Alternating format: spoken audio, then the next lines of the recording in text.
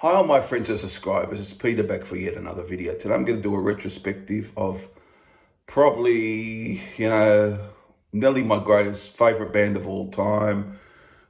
They're right up there, AC/DC, and this is for Brody. So hi Brody out there and everyone else who's been watching my videos, appreciate it. And please subscribe too. Yes, I'm just going to talk about AC/DC and my history with them, what I think of certain albums and what shows I've seen, just a little bit of a retrospective. So I've seen the band in total 5 times. So I saw them on 1988, the Blow Up Your Video, when it came up, Video 2 when it came to Australia, Razor's Edge 1991, Ball Breaker 1995, let's see, what's the other one? 2001, the Stiff Upper Lip. 2010, Black Eye. So all of Brian Johnson. I didn't get to the last tour. I had things going on. I couldn't get there. Just one of those things. But so yeah, I've seen them a total of 5 times. All that they bring, they pull it off. Basically every time you see them, they're one of those sort of bands. So that's great. Great live band, of course, very entertaining, and all that. But I'll talk about my history, I had a couple of vinyl albums in the 70s of the band, the early Australian editions, and followed them through the Bond period, and back in Black Hit, I remember that time very well, and on from there. So I'll just go through the albums. So I'll just show Australian editions of the early albums. So the first album from 1975 is High Voltage. Now this is sort of them finding themselves a bit. Phil Rudd and Mark Evans weren't in there at this point. You had Angus Bond and Malcolm with various studio musicians. People in and out of the band, you could say, I guess, is more to the point.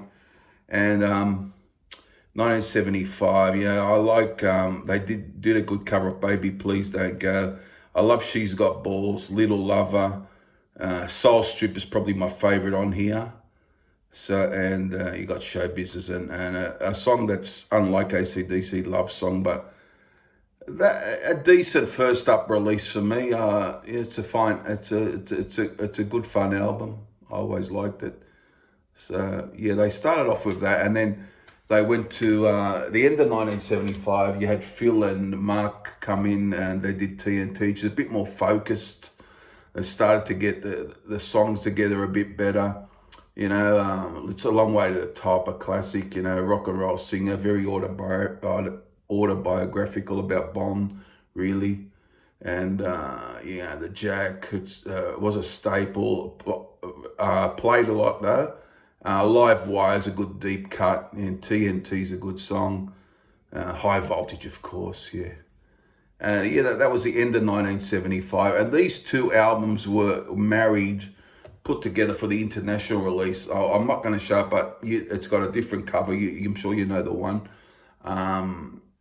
And mostly it was TNT, but a couple of songs from High Voltage. That came out in 76, but the first two Australian albums from 1975. And that I consider TNT a better album than the first album, although I do like the first album a lot. 1976, this is the Australian edition, Dirty Deeds Done Dirt Cheap. Now I could consider this superior to even TNT, although I love TNT. Dirty Deeds, of course.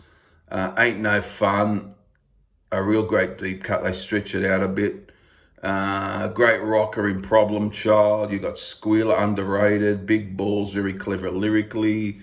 And a killer finish there of Ride On and Jailbreak. One of the best finishes, I reckon, to any album ever, those two. This is a 10 out of 10 album for me. And the others, TNT, I rate very highly as well. And of course, so I consider, the second album was better than the first, the third album was better. So, it's an essential album, but and it had a different cover internationally and they took Jailbreak off, who God knows why, but they did, and they put on that EP, and they put Love at First Feel and all that on there, which is nowhere near as good a song for me, but there you go. And they took R.I.P. off, didn't they? Which is a decent rocker. So yeah, that's a great album to have.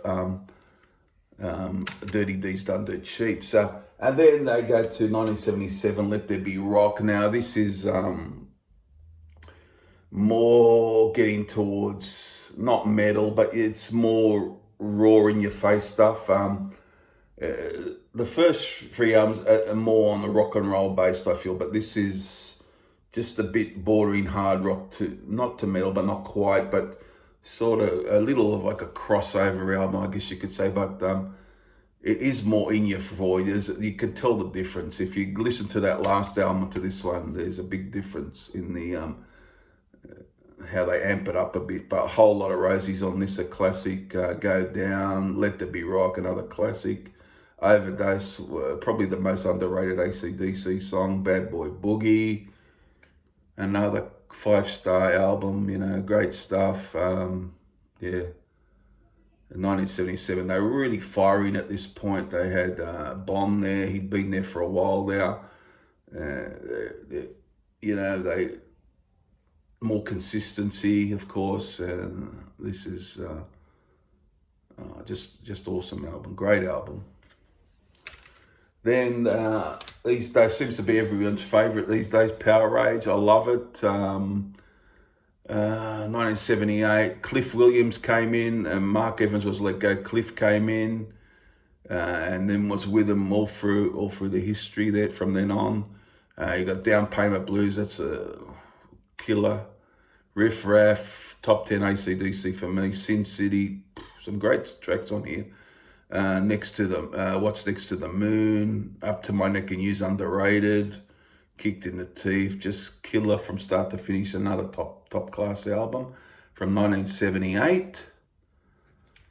And then you get the live album, the end of 1978, which takes tracks from the previous albums. You know, you got good killer live versions of Riff Raff, and Rock and Roll Damnation is particularly great on this album, as is Let There Be Rock, of course, and Bad Boy Boogie. It's a real great live album, and one of the best live albums for me. I reckon it, from start to finish, it just goes off. Real great stuff. So that's a classic. And then Highway to Hell, this is where the rawness is brought down a bit, but it still's got all the AC/DC trademarks. They had Mutt Lang as the producer, and it's got all the staples, you know, Highway to Hell, Girls Got Rhythm, which for me isn't, it's okay song, I guess. Walk All Over You I love. Touch Too Much is probably my favorite on here. Yeah, you got Beating Around the Bush, Shot Down in Flames, so nothing to whinge about with this one. It's a killer album. Love Hungry Man's a bit weaker for me. I like If You Want Blood, You've Got It though, and Shot Down in Flames. 1979, so they're still on firing all cylinders. And after this, early 1980, Bond dies, and Brian comes into the picture for my favourite album. But you know, it could change one day. But I always had a thing for Back in Black. For killer start to finish, Hell's Bells, Shoot to Thrill. So when this came out, I sort of was very heavily into it at the time. I used to play it constantly. What Do You Do for Money, Honey? Giving the Dog a Bone, Let Me Put My Love Into You. They're all great. Back in Black, You Shook Me All Night Long. Have a Drink on Me. But that's a 5-star classic album, and probably in my top 5 of all time of any band. You know, I'll do one of those top 10 albums ever. I've been asked to do that, and I will do that, but it'll take a bit of thinking. Some of it will anyhow. So that's a great album. And 1981, I reckon, not as good as Back in Black. Well, how do you get good as Back in Black? But really good stuff on here. 1981 for those about the rock. Let's Get It Up. Put the Finger on You. I love Snowball. That's a great underrated song.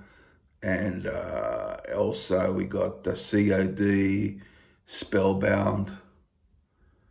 Not as good as Back in Black, but still a great album, worthy for the collection. I put it, yeah, I rate it quite highly. As it'd be my top 3 Brian albums, I reckon. Behind the next album, which I love, which is Flick of the Switch from 1983. It's probably the most underrated AC/DC album. You know, Flick of the Switch, Nervous Shakedown, Land. So they're all killer songs. And, you know, Guns for Hire, Bedlam in Belgium, Badlands, you know, and Phil, I think his last album with Phil Rudd, he left for a few years and came back later. But that is still killer. This is still a killer album. Very, most underrated for me. And Fly on the Wall, which is not as impressive as Flick of the Switch, but has its good moments. Yeah, I love Fly on the Wall and Shake Your Foundations. And Sink the Pink's great, Danger. So really still a really good album. It's just, I guess if you've heard, you go Power Rage and Highway to Hell and Back in Black, it doesn't seem as good, but it's still got its tracks. A couple of lower points, but pretty good all throughout. Fly on the Wall. And people had trouble with the production on this. I reckon the vocals on I've heard, they said aren't too good on the production, but there you go. 1985. Then they did Stephen King asked them to do some tracks for Who Made Who, Maximum Overdrive soundtrack. They contributed Who Made Who, which is a killer, very catchy track. Always loved it. I loved that from the day I heard it. That was just one of those songs. And then they did a couple of instrumentals, Chase the Ace, where's the other one? DT, yeah, for the Who Made Who soundtrack. And they put that with old tracks from the past, you know, they got Hell's Bells, You Shook Me All Night Long, and so on. But that was an excellent, they're not big on the compilations, which is a good thing, I think, you know. You know, when I hear the album, I'm sort of an album person, so that's good. But yeah, it's good for Who Made Who, and it's got its moments, I guess. So that's 1986. Then 1988, Blow Up Your Video. Now I like this. The songs I liked on this are Heat Seeker. I like Something for Nothing and Rough Stuff, and This Means War, and Two's Up. So half of this album is really, really good. Go Zone is not one of my favorites. Kiss and Dynamite ain't too bad. Mean Streak's got a good riff. That's the way I rock and roll. So pretty decent without being over the top classic, you know, for me. So pretty decent album. 1988. Let's Blow Up Your Video. And The Razor's Edge, which is a bit more, feels a bit more commercial to me. And had its great song. Starts off fantastic with Thunderstruck, Fire Your Guns and Money Talks, and The Razor's Edge. And this is really good. Maybe a couple of tracks could have been cut to make it a bit stronger. I think it would have been better, but it's still, towards the end a bit. There's a couple, but could have been cut maybe. But I like Rock Your Heart Out as well, and it was Are You Ready's pretty decent too. But that was a good album. I just considered maybe a little touch better than Blow Up Your Video, but pretty decent release from 1990. And 1992 they did a live album, which from that tour. And all the classics are there, Thunderstruck, Shoot to Thrill, Back in Black, and Jailbreak, and Money Talks, Dirty D's, and the Cheap, Hell's Bells, Highway to Hell. A very good live album. 1995, which was always my least favourite album, but it still has good moments. Ball Breaker. My favourite is the title track, Ball Breaker, which is head and shoulders above a lot of on here for me. Hard as Rock, I found decent. Covering you in all is pretty good. Then you got Boogeyman, which is quite good. So it has grown on me over the years. I really don't hate any AC/DC album, to tell you the truth. I think they all got something, really good in them. It's pretty decent. Ball Breaker from 1995. Stiff Upper Lip from 2000. I love the first song, Stiff Upper Lip. I love, what's that other song? Safe in New York City, yeah. And Meltdown's a pretty good song. So another decent release without being over the top classic, pretty decent. So there's really nothing awful in the discography. You could say, this is a horrible album, you would say, nothing like that. Then you got Black Eyes, it's got from 2008, Rock and Roll Train, War Machine. I love Anything Goes. It's very commercial, but a great catchy song. You got the title track, Black Ice, which is good. There's Big Jack, of course. So there you have it. And last but not least is the last album we got from them. It's 2014's Rock or Bust with the lenticular cover. You can see. They're probably one of their shortest albums at 35 minutes, which is quite great considering some albums these days are 70 minutes and they go a bit on too long for me. I reckon 40, 45, 50 minutes at the most is good. My favourite on here was Baptism by Fire. I always love that. You got those singles they had, Rock or Bust, Play Ball, Rock the Blues Away. I like Dogs of War and Sweet Candy. And another good release. So, yeah, as I said, some albums are better than others, but pretty, very, very consistent discography. And of course, you got all those great Bond albums, and then first few of Brian are excellent.